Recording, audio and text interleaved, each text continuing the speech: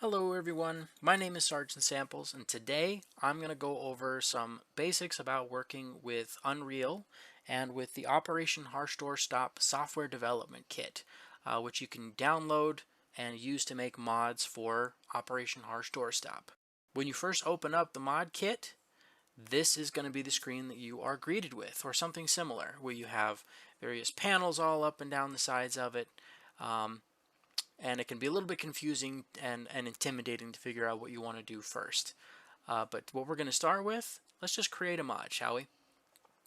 So to create a new mod, you can hit this Create Mod button up there at the top. And what's really important is that this is going to be your mod name. Let's call this Test Mod. And it cannot have spaces in it. So let's call this Test Mod. This is the space for your author name. And if you want to include a description, or if you have a website a URL points to, you can include that information as well. And let's hit Create Mod.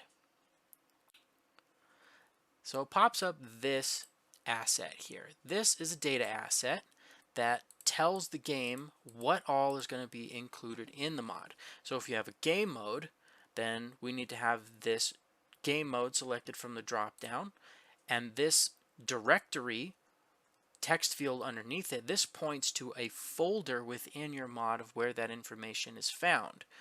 Same with faction, factions, map, maps, and what that refers to is this folder right here. This is the folder structure for another one of my mods, Plastic Factions.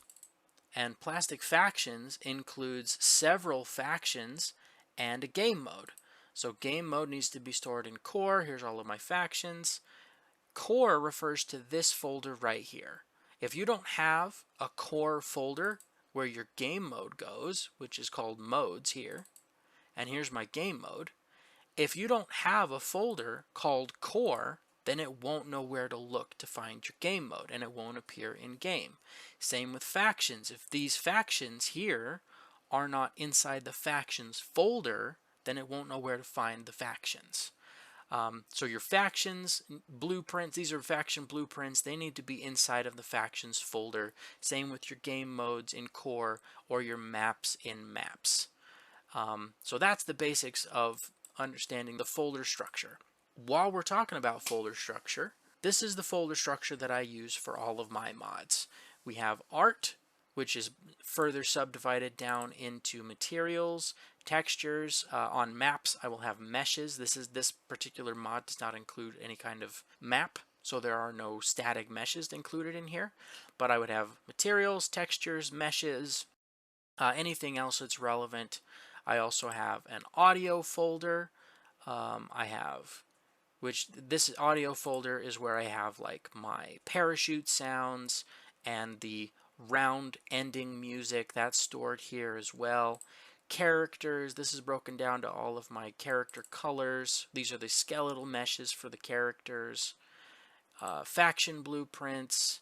Items is where you'll find things like my tracer particle effects, the blueprints for things like my bandages or the medic boxes. Weapon blueprints are also here along with the projectiles.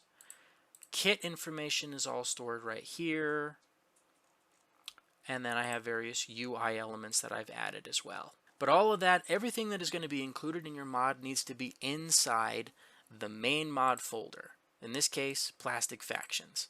And if it's referred to from outside of this mod folder, it has a chance of breaking.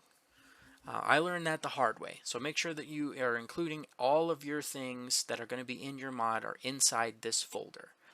So I think that's going to do it for this one. Here in the next video, we're going to talk about materials.